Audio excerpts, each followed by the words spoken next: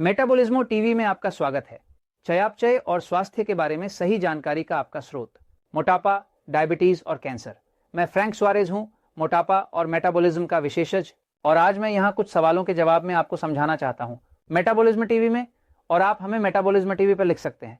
मैं आपको समझाना चाहता हूं मोटापा, डायबिटीज और कैंसर के बीच क्या संबंध है। ये आपस में घनिष्ठ रूप से संबंधित हैं। मैं एक क्षण के लिए बोर्ड पर जा रहा हूं ताकि आपको समझा सकूं। ध्यान दें, आंकड़े। अंतर्राष्ट्रीय रिपोर्टें दर्शाती हैं कि मोटापा, डायबिटीज और कैंसर घनिष्ठ रूप से जुड़े हुए हैं, संबंधित हैं। मैं आपको समझाता हूं कि यह कैसे है। मोटापा डायबिटीज से बहुत अधिक संबंधित है। हमने देखा है कि मोटापा डायबिटीज के जोखिम को बढ़ाता है। यह एक महत्वपूर्ण स्वास्थ्य समस्या है और इसे समझना और नियंत्रित करना आवश्यक है। जैसा कि हमने पिछले एपिसोड में देखा था कि मोटापे का मुख्य कारण केवल एक ही है, और वह है ग्लूकोज की अधिकता और इंसुलिन की अधिकता। जब आप ग्लूकोज की अधिकता को इंसुलिन की अधिकता के साथ मिलाते हैं तो यह वह हार्मोन जो पैंक्रियास बनाता है, जो यहाँ है, जब ये दोनों मिलते हैं तो आप बनाते हैं मोटापा। मोटापा पैदा करने का कोई तरीका नहीं है जो ग्लूकोज की अधिकता ना हो, और इंसुलिन की अधिकता। इसीलिए पूरा नेचुरल स्लिम प्रणाली, वह प्रणाली जो समझाई जाती है एल पोडर डेल मेटाबॉलिज्मो में, डायबिटीज सिन प्रॉब्लमास में समझाए गए प्रणाली, सब कुछ ग्लूकोज और इंसुलिन को कम करने पर ही केंद्रित है। क्योंकि अगर आप ग्लूकोज को कम करते हैं और इंसुलिन, आप मोटापे से ग्रस्त नहीं हो सकते। इसलिए मोटापे को हराने के लिए या अधिक वजन, आपको ग्लूकोज और इंसुलिन को कम करना होगा। पूरा सिस्टम जो हम सिखाते हैं वह इसके लिए है। अब डायबिटीज क्या है? डायबिटीज अधिकता के कारण होती है। ग्लूकोज और इंसुलिन की अधिकता, डायबिटीज होना असंभव है, खासकर टाइप 1 और टाइप 2 के मामले में। तो अगर ग्लूकोज की अधिकता नहीं है, एक डायबिटिक की मुख्य स्थिति क्या है? क्योंकि इसमें ग्लूकोज की अधिकता है, खून में शुगर की अधिकता है। अब इसका मतलब क्या है? क्योंकि बहुत अधिक इंसुलिन होगी। कई लोग जो डायबिटीज के बारे में नहीं जानते सोचते हैं कि जब एक डायबिटिक को इंसुलिन इंजेक्ट करते हुए देखते हैं तो सोचते हैं ये होना चाहिए कि डायबिटीज के रोगी के पास इंसुलिन नहीं होती, लेकिन यह सच नहीं है। वास्तव में डायबिटीज के रोगी टाइप 2 में इंसुलिन की अधिकता होती है, इंसुलिन की कमी नहीं। जो होता है वह यह है कि डायबिटीज का रोगी, जब कोई व्यक्ति गंभीर रूप से डायबिटिक होता है तो उसे इंसुलिन प्रतिरोध ज्यादा होता है।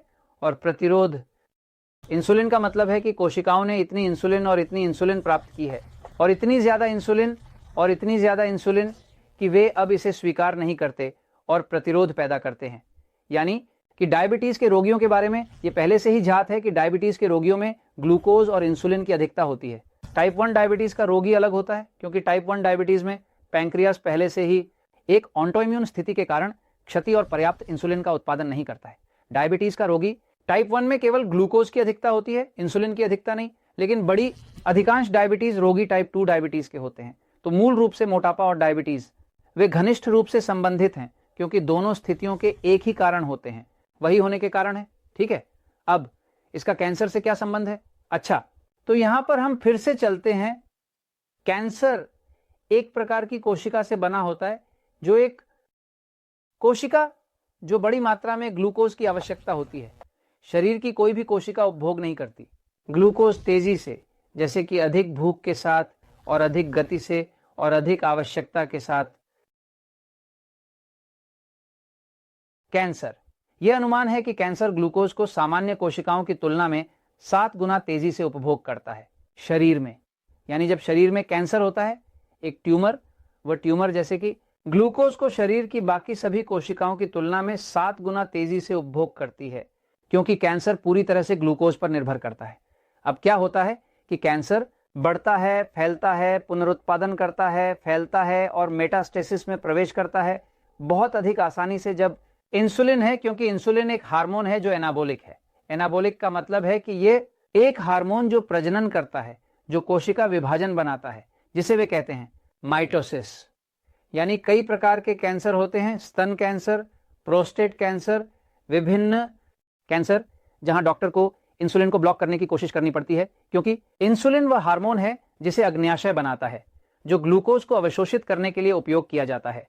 कैंसर को पुनरुत्पादन के लिए मजबूर करता है। यानी कि एक कोशिका जो विभाजित होती है 2, और अब वे 2 कोशिकाएं हैं, वे कोशिकाएं 2 में विभाजित होती हैं और अब वे 4 हैं, सही।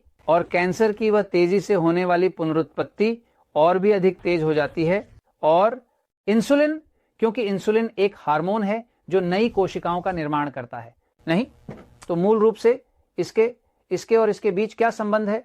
अच्छा, ध्यान दें, अगर आप ध्यान से देखें तो आप देखेंगे कि मोटापा, डायबिटीज और कैंसर सभी में सामान्य ग्लूकोज की अधिकता, सामान्य इंसुलिन की अधिकता और विशेष रूप से इस मामले में कैंसर का इंसुलिन इसे बहुत तेजी से बढ़ने में मदद करता है। लेकिन कैसे, क्या है सच्चे आंकड़े? क्या हैं सच्चे आंकड़े? ये हैं कि लोग जिन्हें डायबिटीज है उनमें से 85% लोग, 85 या उससे अधिक सभी लोग जिनके पास डायबिटीज, अधिक वजन या मोटापे से पीड़ित हैं। तो यहां ये पूरी तरह से एक संबंध में है। नहीं, अब आपको यह भी जानना चाहिए कि जिन लोगों को डायबिटीज है उनके पास डायबिटीज ना होने वालों की तुलना में 5-1 गुना अधिक कैंसर। जिन लोगों को मोटापा है, डायबिटीज वाले लोगों में कैंसर 4 गुना अधिक होता है, यानी उन लोगों की तुलना में जिनके पास डायबिटीज नहीं है। मोटापा यानी मोटापा होने का मतलब है कि आपके पास ग्लूकोज की अधिकता और एक अधिकता होगी इंसुलिन की, इसलिए कैंसर की संभावना 4 गुना बढ़ जाती है। 4 गुना संभावना कैंसर का जब मोटापा होता है। मोटे लोगों के पास 4 गुना अधिक अवसर होते हैं कैंसर होने की संभावना मोटे नहीं है।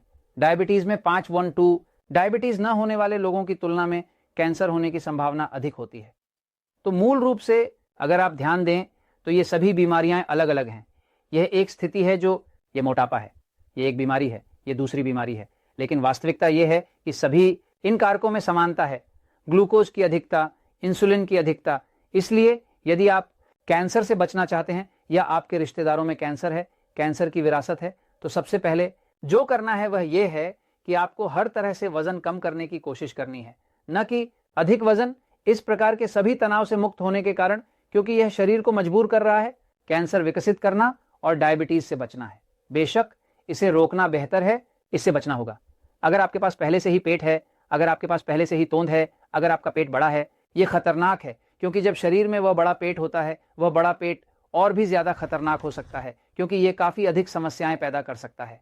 और चित्र के लिए माफ करें, इसका मतलब है कि पहले से ही इंसुलिन प्रतिरोध है।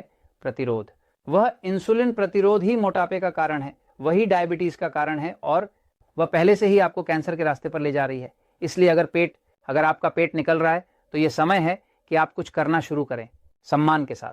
मैं आपसे यह इसलिए कह रहा हूं क्योंकि सच्चाई हमेशा जीतती है।